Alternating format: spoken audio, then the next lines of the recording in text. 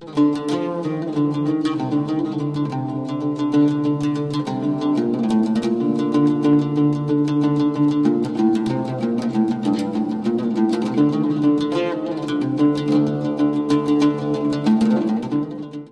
Hebrew texts of the Bible were originally written with only the 22 letters of the Hebrew alphabet, which only represented consonantal sounds. Examples of this type of writing can be found in the Dead Sea Scrolls. As no vowel sounds were originally included in the text, they had to be memorized. Around the 10th century AD, a group of Jewish scribes called Masorites created a system of dots and dashes called nikkudot, or vowel pointings, and added these to the Hebrew text. These vowel pointings serve to supply the vowel sounds to the text in order to codify the pronunciation.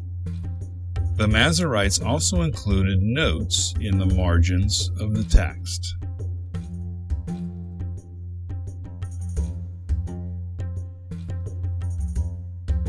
Prior to the discovery of the Dead Sea Scrolls, the oldest Hebrew manuscript known to exist is the Masoretic text called the Aleppo Codex, which was written in 826 AD. This text is considered the most authoritative Hebrew manuscript, and all future editions are based on this text. Another important Masoretic text is the Leningrad Codex, written in 1008 AD. Both the Aleppo Codex and the Leningrad Codex are called Ben Asher texts, as they both come from the Ben Asher tradition of the Masorites. Both of these texts are virtually identical, the only difference being paragraph locations and vowel pointings, but the actual texts themselves are identical. As an example, on the left is the Aleppo Codex. On the right is the Leningrad Codex. Psalms 113 verse 1 is highlighted in both manuscripts, and as you can see, they are identical. In 1947, portions of the Aleppo Codex were burned in a fire, so the Leningrad Codex is used as the authoritative text for those missing portions. The next major additions to the Masoretic text are the Mikraot Gedolot, meaning rabbinic Bibles.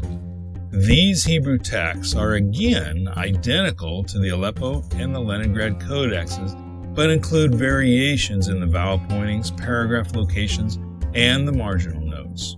But in addition, the rabbinic Bibles included commentaries. One of these rabbinic Bibles is Jacob ben Chaim's Rabbinic Bible, first published by Daniel Bomberg in 1525. It is this Ben Chaim Rabbinic Bible that the King James translators used for their translation. There were only 9 textual differences between the Ben Chaim text and the Ben Asher texts of the Aleppo and the Leningrad codexes. Other than these 9 differences, all of the Masoretic texts are identical. The next major additions to the Masoretic Hebrew Bible was the Biblia Hebraica and the Biblia Hebraica Stuttgartensia. The Biblia Hebraica was published in 1906 by Rudolf Kittel and was basically a copy of the Ben Chaim Rabbinic Bible, but did not include the marginal notes. The Biblia Hebraica Stuttgartensia was printed by Paul Kali in 1977 and is a copy of the Leningrad Codex, but revised the marginal notes. In both cases, the Hebrew texts of the Biblia Hebraica and the Biblia Hebraica Stuttgartensia are identical to each other and to the Ben Chaim and the Ben Asher texts. The bottom line is that while there are many different versions of the Masoretic text, they are all the same when it comes to the text itself.